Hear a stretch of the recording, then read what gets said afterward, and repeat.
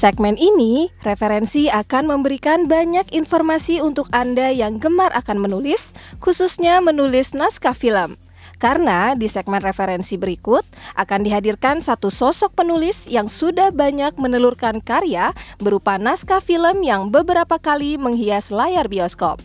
Nah, jadi buat Anda yang tertarik untuk menjadi penulis naskah film, tidak ada salahnya untuk menyaksikan terus segmen referensi berikut ini.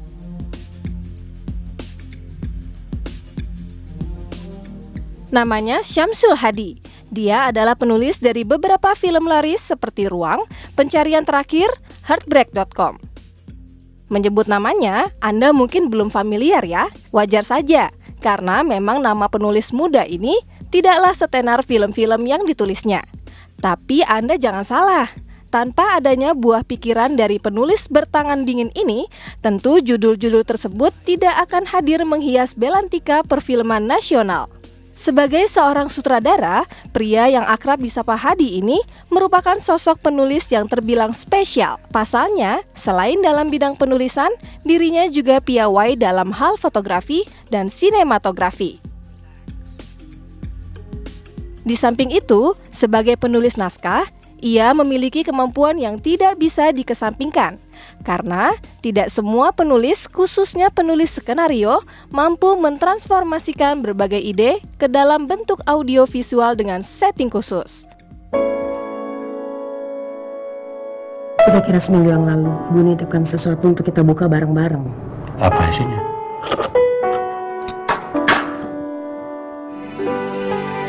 Berapa orang yang pernah hidup menjadi seseorang selama hidupnya menjadi seorang anak?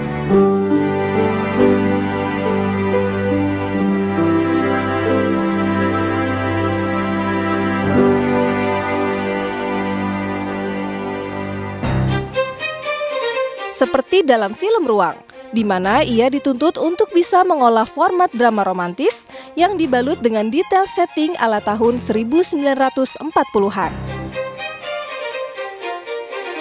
Dengan kemampuan fotografi yang dimilikinya, Hadi ternyata mampu merepresentasikan berbagai detail gambar sehingga bisa terlihat sesuai dengan setting waktu. Untuk mendalami penjiwaan semacam itu, Hadi tidak serta-merta melakukannya tanpa adanya evaluasi terlebih dahulu.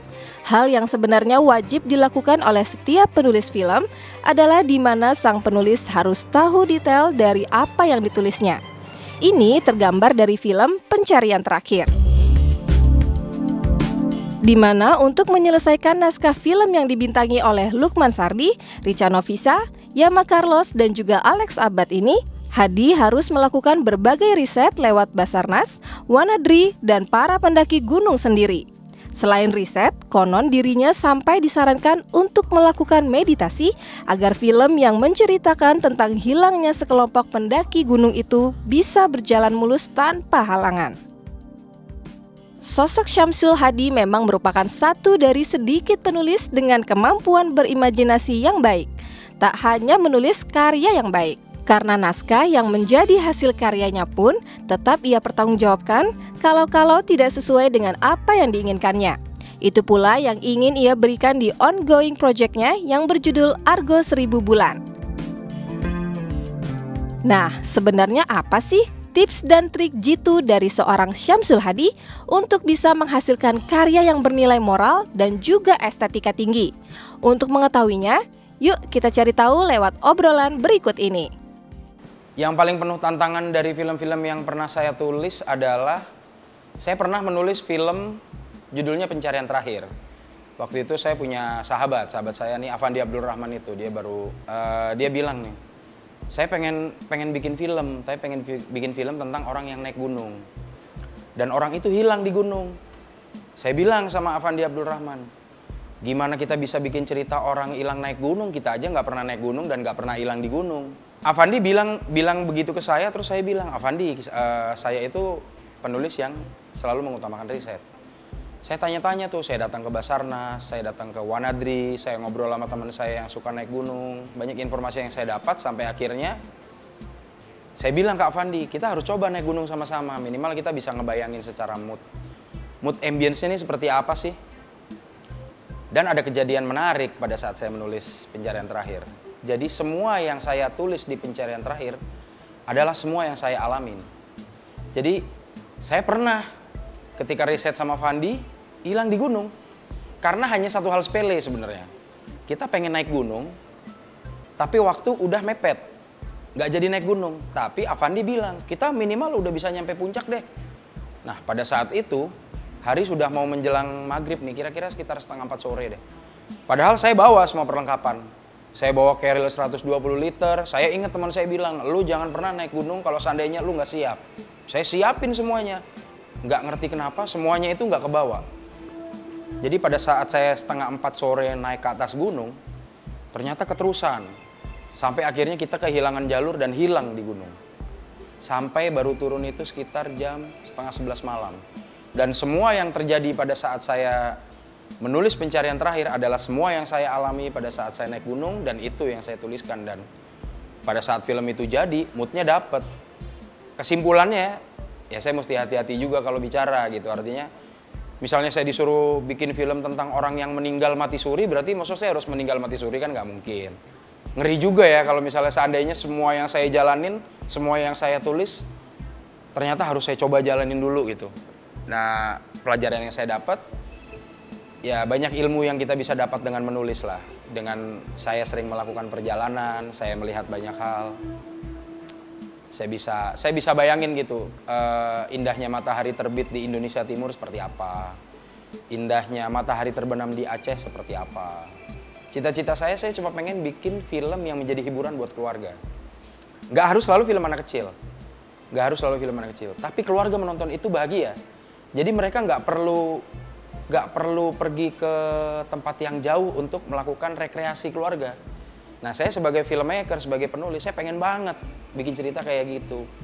Selain menulis, kebetulan saya suka fotografi. Jadi saya adalah orang yang sebenarnya punya banyak ide, tapi kadang saya gregetan gitu. Kalau saya tulis, cuma bisa saya tulis, saya baca doang nih, tapi gue nggak lihat gambarnya.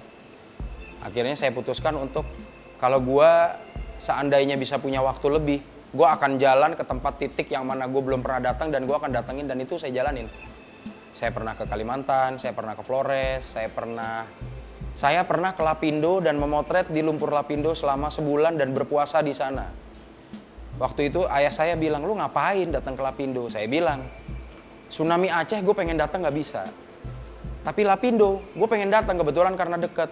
Ayah saya tanya, kenapa kamu harus datang ke tempat seperti itu? Karena ini setiap hari saya lihat. Tapi saya sebagai orang yang bisa motret nggak punya fotonya, sedih.